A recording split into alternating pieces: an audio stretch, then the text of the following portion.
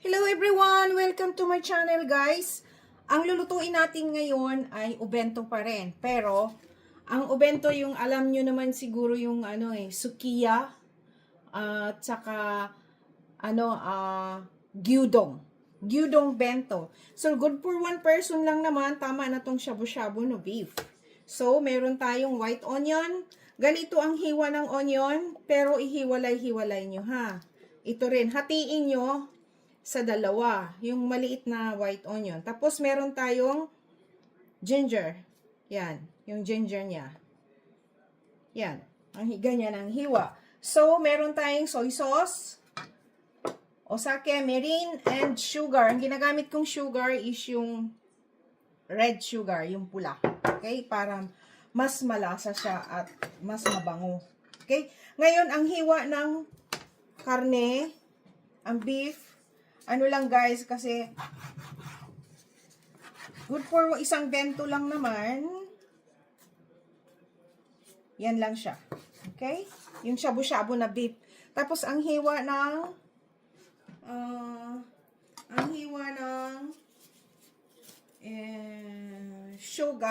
shoga means ginger. Ang hiwa niya is slanting manipis. Yan, isama mo yan doon sa pagpakulo ng karne. Yan. Yan, ganyan siya. Ganyan ang hiwa. Okay? Ngayon, let's start na. Huwag nyo nang lagyan ng oil, guys, ha? Pakuluan nyo lang naman, eh. So, ang unang ilagay ninyo is yung 1 cup of water. Pakuluan nyo. 1 cup ng water. And 1½ cup ng soy sauce. Osake muna pala. Osake. 1½ cup, 1½ spoon ng osake. And 1½ spoon of mirin, Japanese mirin. And soy sauce. 1½ spoon ng soy sauce. And sugar. Sugar. Yan. Pakuluan nyo lang. Sandali lang. Okay?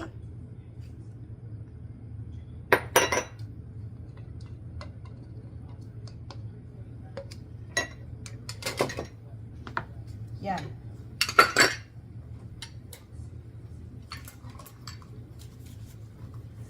Pakuluan nyo na sandali lang, guys, ha? Ayan na, guys. Kumukulo na siya. Ilagay na ninyo ang karne. Kasi pakukuluan nyo pa ng 20 minutes yan. Sibuyas. At luya. Yan. Itong kalahating luya, saka na yan bago, pag naluto na siya, saka mo ilagay uli ang kalahati ng sibuyas. Okay? Yan, pakukuluan nyo ng 20 minutes. Okay?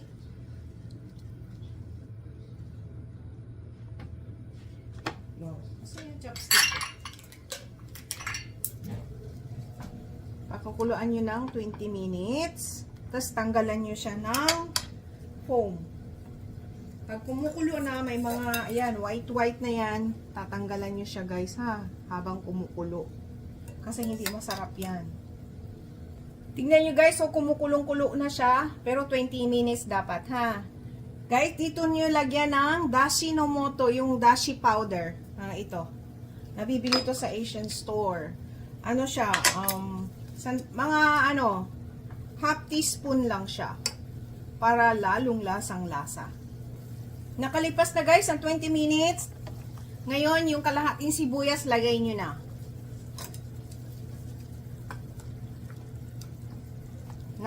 After paglagay nyo ng sibuyas, 5 minutes, pakulo ulit.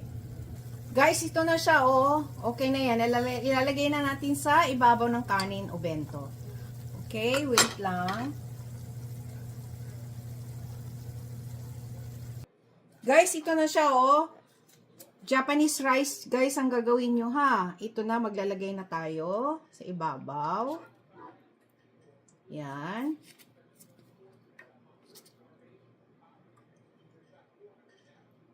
Yun, yan ang ubento. Gyudong bento. Wow. Lagyan nyo guys ng sabaw ha. Kasi yan ang masarap. Yung sabaw niya talaga. Okay? Yan.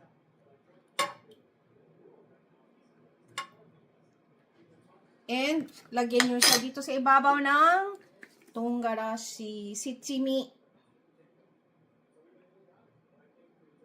Para medyo masarap maanghang. Yan. And, lagyan nyo ng cauliflower, broccoli. Para may gulay naman kayo. Diba? And, ang gawa ko ngayon is yung nilagang itlog. Yan siya. At lagyan nyo siya sa ibabaw ng ginger, pickles ginger. Itong pickles ginger, gawa ko lang yan eh. Dito sa gilid na lang. Okay. Yan na siya. Okay. Ito na ang ating Japanese gyudong bento. Yan. Hindi ako nakagawa ng tamagoyaki ngayon. Ang ginawa ko is yung ito. Egg. Gyudong bento, guys. Bye! God bless all. Tignan nyo, guys, oh.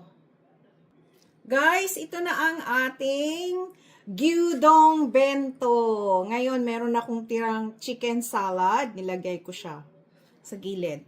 Tsaka boiled egg.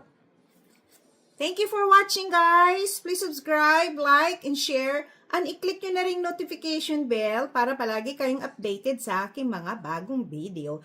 Bye! God bless all! Look at that. See? It's so yum.